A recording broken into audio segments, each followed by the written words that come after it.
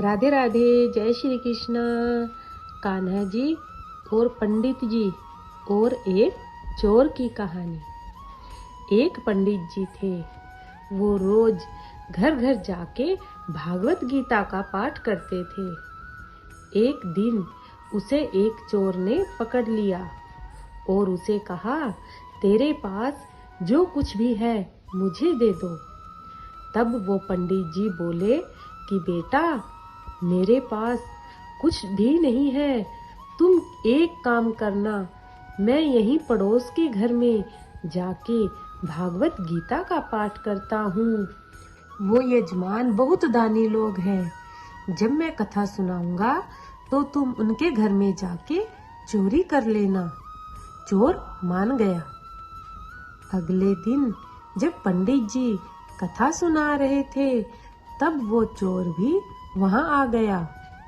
तब पंडित जी ने बोले कि यहाँ से मीलों दूर एक गांव है, वृंदावन। वहां पे एक लड़का आता है जिसका नाम है कान्हा। वो हीरो जवाहरातों से लदा रहता है। अगर कोई लूटना चाहता है तो उसको लूटो। वो रोज रात को इस पीपल के पेड़ के नीचे आता है, जिसके आसपास बहुत सी झाड़ियां हैं। चोर ने ये सुना और खुशी खुशी वहां से चला गया। वो चोर अपने घर गया और अपनी बीवी से बोला, आज मैं एक कान्हा नाम के बच्चे को लूटने जा रहा हूँ।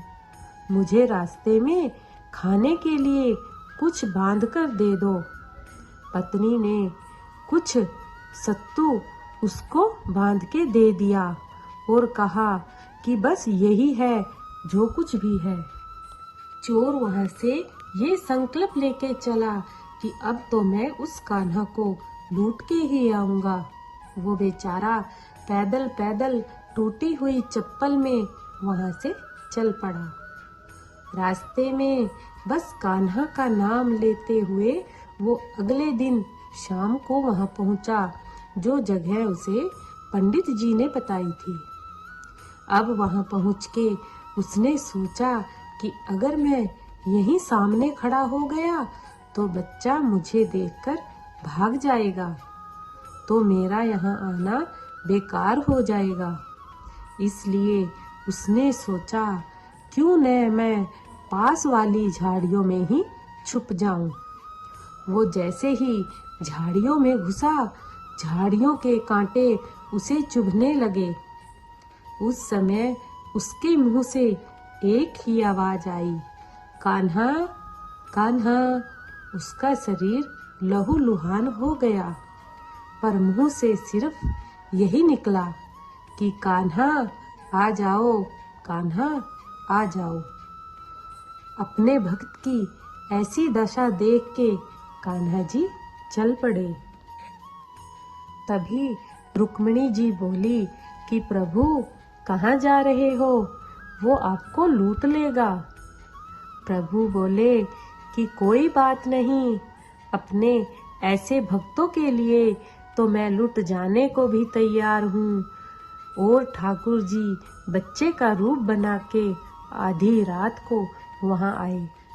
वो जैसे ही पेड़ के पास पहुंचे, चोर एकदम से बाहर आ गया और उन्हें पकड़ लिया और बोला कि ओ कान्हा, तूने मुझे बहुत दुखी किया है।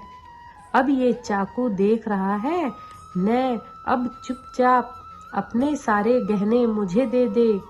कान्हा जी ने हंसते हुए उसे सब कुछ दे दिया। वो चोर हंसी खुशी अगले दिन अपने गांव में वापस पहुंचा और सबसे पहले उसी जगह गया जहां पर पंडित जी उसे कथा सुना रहे थे। और जितने भी गहने वो चोरी करके लाया, उनका आधा उसने पंडित जी के चरणों में रख दिया। जब पंडित जी ने पूछा कि ये क्या है, तब उसने कहा, आपने ही मुझे उस कान्हा का पता दिया था, मैं उसको लूट के आया हूँ और ये आपका हिस्सा है। पंडित जी ने सुना और उसे यकीन ही नहीं हुआ। वो बोला कि मैं इतने सालों से पंडिताई कर रहा हूँ, वो मुझे आज तक नहीं दिखाई दिया, ना ही कभी मिला। तुझ जैसे पापी को कान्हा कहाँ से मिल जा सकता है? चोर के बार बार कहने पर भी पंडित जी बोले कि चल, मैं भी चलता हूँ तेरे साथ, वहाँ पर मुझे भी दिखा कि कान्हा कैसा दिखता है। और वो दोनों चल दिए।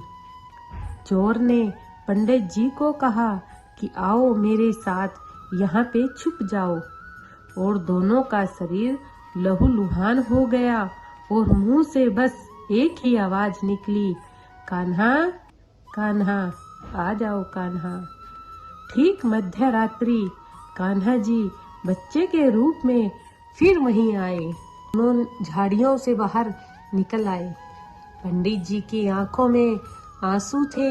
वो फूट फूट कर रोने लगा और जाके चोर के चरणों में गिर गया और बोला कि हम जिसे आज तक देखने के लिए तरसते थे, जो आज तक लोगों को लूटता आया है, तुमने उसे ही लूट लिया। तुम धन्य हो, आज तुम्हारी वजह से मुझे कान्हा के दर्शन हुए। तुम धन्य हो। ऐसा है हमारे कान्हा जी का प्यार, जो उसे सच्चे दिल से पुकारते हैं वो भागे भागे चले आते हैं। मेरो तो गिरधर गोपाल, दूसरो ना कोई। जय जय श्री राधे।